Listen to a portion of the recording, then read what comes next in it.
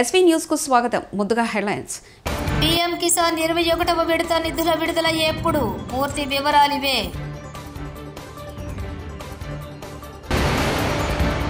అభివృద్ధి పాలనకు అరాచక పాలనకు జరుగుతున్న ఉప ఎన్నిక కేటీఆర్.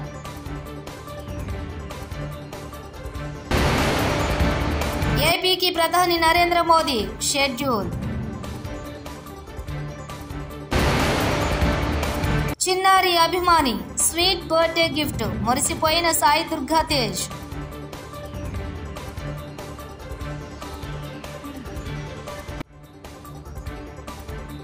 ప్రధానమంత్రి నరేంద్ర మోదీ గురువారం నాడు కర్నూలు జిల్లాలో పర్యటించనున్నారు. ఈ పర్యటనకు సంబంధించి ఇప్పటికే షెడ్యూల్ ఖరారైంది. అధికారిక సమాచారం ప్రకారం ప్రధాని మోదీ గురువారం ఉదయం 10 గంటలకు ఢిల్లీ నుంచి ప్రత్యేక విమానంలో కర్నూలు ఎయిర్పోర్టుకు చేరుకుంటారు. అక్కడి నుంచి ప్రత్యేక హెలికాప్టర్లో సున్నిపెంట వెళ్తారు. అక్కడి నుంచి రోడ్డు మార్గంలో బయలుదేరి బ్రహ్మరంభ గెస్ట్ హౌస్ కు చేరుకుంటారు. అక్కడ ఫ్రెషప్ అయ్యి ఉదయం 11:15 శ్రీ బ్రహ్మరంభ మల్లికార్జున స్వామివార్లను దర్శించుకుంటారు. స్వామివార్ల దర్శనం అనంతరం మధ్యాహ్నం 12:10 శివాజీ మహారాజ్ స్ఫూర్తి కేంద్రాన్ని ప్రధాని సందర్శిస్తారు. భారతదేశంలో రైతులకు ఆర్థిక సహాయం అందించేందుకు ప్రధానమంత్రి కిసాన్ సమ్మాన్ నిధి యోజన పథకాన్ని ప్రారంభించారు. ఈ పథకం ద్వారా అర్హత ఉన్న రైతులకు సంవత్సరానికి 6,000 అందజేస్తున్నారు. ఈ మొత్తాన్ని 3 విడతల్లో రైతుల బ్యాంకు అకౌంట్లలో క్రెడిట్ చేస్తున్నారు. ఈ పథకం ద్వారా ఇప్పటి వరకు మొత్తం 20 వాయిదాల్లో నిధులను రైతులకు అందించారు. ఇప్పుడు 21వ విడత వంతు వచ్చింది. మరి ఈ 21వ విడత నిధులు ఎప్పుడు విడుదలవుతాయి? తెలంగాణలో మరోసారి గులాబీ పార్టీ జైత్ర యాత్ర జూబ్లీహిల్స్ నుంచే ప్రారంభం కాబోతున్నదని BRS party working president KTR స్పష్టం చేశారు. తమ అభ్యర్థి మాగంటి సునీతకు అన్ని వర్గాల నుంచి మద్దతు వెల్లువెత్తుతున్నదని ధీమా వ్యక్తం చేశారు. అన్ని వర్గాల మద్దతు అండతో తమ పార్టీ అభ్యర్థి సునీత ఘన విజయం సాధించబోతున్నదని వ్యాఖ్యానించారు. 2 సంవత్సరాల ఈ విఫల కాంగ్రెస్ ప్రభుత్వానికి పార్టీకి బుద్ధి చెప్పడానికి ప్రతి ఒక్కరూ మాగంటి సునీతకు మద్దతు ఇవ్వాలని కేటీఆర్ విజ్ఞప్తి చేశారు. ఇదంతమే ఒక ఉదాహరణగా నేను మీకు చెప్తా ఉన్నాను. ఇవాళ మాగంటి సునీత గోపీనాథ్ గారు ఆమె ఒక వ్యక్తిగా కాదు పార్టీగా ఈ ఎన్నికను మేము ఎదుర్కోబోతా ఉన్నాం.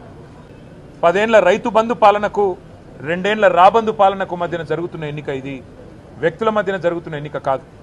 మేము జూబ్లీహిల్స్ నియోజకవర్గ ప్రజలకు కూడా మాగంటి సునీత గోపీనాథ్ గారిని గెలిపించాలని అభ్యర్థిస్తూ వారి గెలుపు వల్ల మీకు రాబోయేది ఏంటిది అంటే కాంగ్రెస్ ఇచ్చిన 6 గ్యారంటీలు మీరు జూబ్లీహిల్స్లో గట్టిగా కాంగ్రెస్ పార్టీకి దిమ్మ తిరిగే విధంగా మీరు తీర్పునిస్తే తప్పకుండా రాష్ట్రం మొత్తంలో కూడా పేదలకి న్యాయం జరుగుతుంది, పేదలకు లాభం జరుగుతుంది. ఇది కాంగ్రెస్ పార్టీ చేసేది చిత్తశుద్ధి లేని శివపూజ లాంటిది.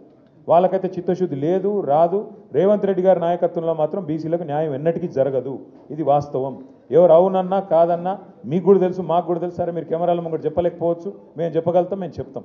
అయితే మీతో ప్రార్థన ఏంటి అంటే మీ అందరితో కూడా మీరు ఎట్లయితే ఇవాళ మమ్మల్ని వచ్చి కలిసి మా మద్దతు కూడగొట్టే ప్రయత్నం చేస్తున్నారో ముమ్మాటికి శాసనసభలో ఎట్లయితే మద్దతు చెప్పినామో 10 ఏళ్లు ప్రభుత్వంలో ఉన్నప్పుడు కేసీఆర్ గారి నాయకత్వంలో ఎట్లయితే బలహీన వర్గాల సంక్షేమం కోసం చిత్తశుద్ధితో ప్రయత్నం చేసినామో కాంగ్రెస్ పార్టీ యొక్క మెడలు వంచేదాకా బలహీన వర్గాలకు వాళ్ళు ఇచ్చిన ప్రతి మాట నిలబెట్టుకునేదాకా 1,00,000 కోట్లు ఇస్తామని చెప్పినారు. 5 ఏళ్లలో 2 ఏళ్ళు అయిపోయింది, 12,000 కోట్లు దాటలేదు.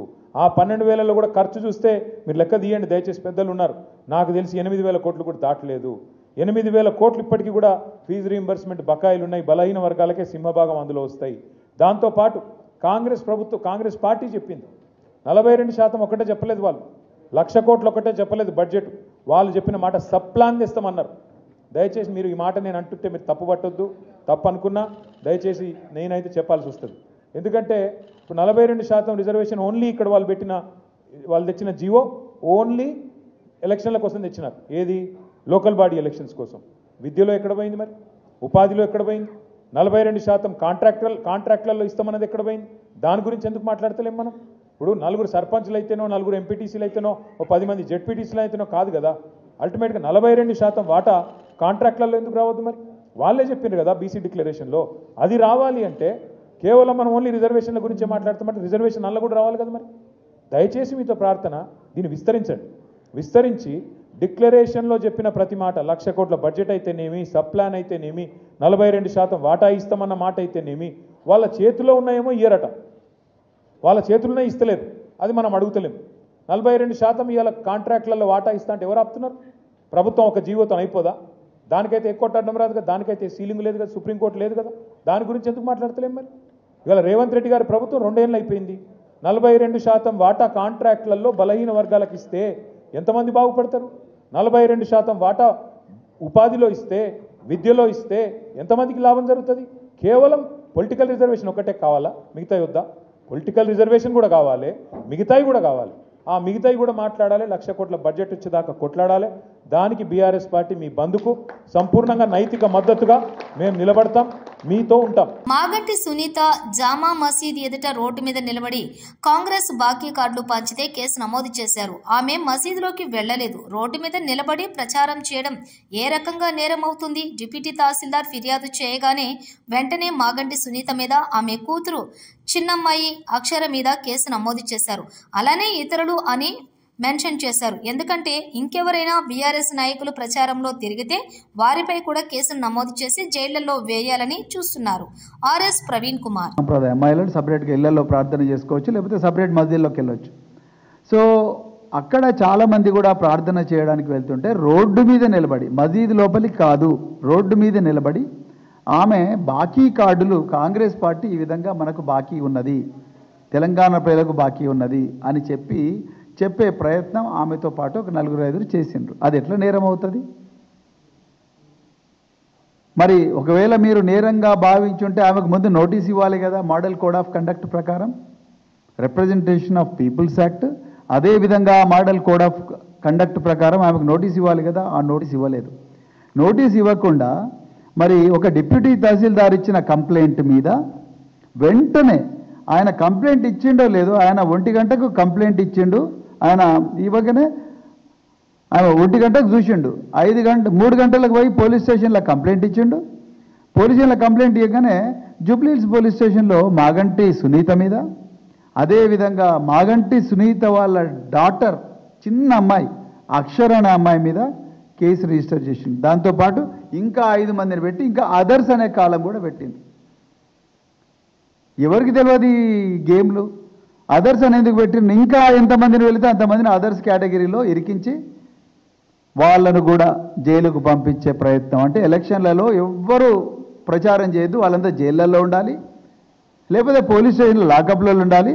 కేవలం రేవంత్ రెడ్డి, ఈ కాంగ్రెస్ మంత్రులు వివేకానంద్, తర్వాత తుమ్మల నాగేశ్వరరావు, అదేవిధంగా పొన్నం ప్రభాకర్, ఇంకా వీళ్ళందరూ కూడా నిరంతరాయంగా ప్రచారం చేయాలి. బీఆర్ఎస్ వాళ్ళందరూ కూడా జైల్లో ఉండాలి. ప్రముఖ నటుడు సాయి దుర్గా తేజ్ కు పుట్టినరోజు సందర్భంగా ఓ అపురూపమైన కానుక లభించింది. ఓ చిన్నారి అభిమాని స్వీట్ బాక్స్ ఇచ్చి తేజ్ కు బర్త్డే విషెస్ చెప్పింది. చిన్నారి పాప ఇచ్చిన ఆ గిఫ్ట్ ను చూసి ఆయన మురిసిపోయారు. సాయి దుర్గా తేజ్ కథానాయకుడిగా నటిస్తున్న కొత్త చిత్రం సంబరాల ఏటిగట్టు.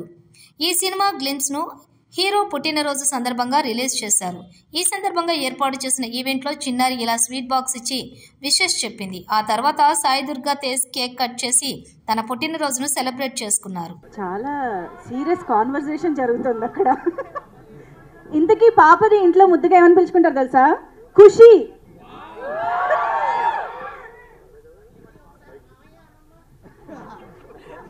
మేము సీక్రెట్గా విందాం. అరే ఇప్పుడు కామెడీ టైం కాదురా, చిన్న పాప వచ్చిందిరా, పాప కాస్త ప్రేమతో మాట్లాడేమంటారా. మీ కామెడీ అంతా మీ దగ్గర పెట్టుకోండి. మీకు ఎప్పుడైనా ఒక లైఫ్లో ఒక పాప వచ్చేలా ఒక స్వీట్ ఇచ్చిందా? లేదుగా. నాకు ఇచ్చింది కదా, మీరు హ్యాపీగా ఉన్నా కదా. మరి నాకు ఆ ఛాన్స్ వచ్చింది, హ్యాపీగా ఉండేమంటారా. పీఎం కిసాన్ 21వ విడత నిధుల విడుదల ఎప్పుడు? పూర్తి వివరాలు ఇవే.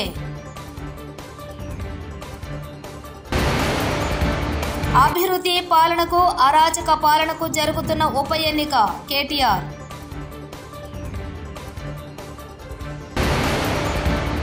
ఏపీకి ప్రధాని నరేంద్ర మోదీ షెడ్యూల్.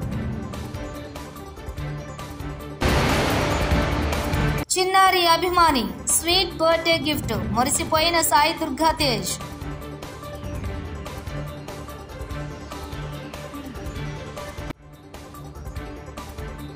ఇవి బులెటిన్ విశేషాలు. చూస్తూనే ఉండండి ఎస్వీ న్యూస్.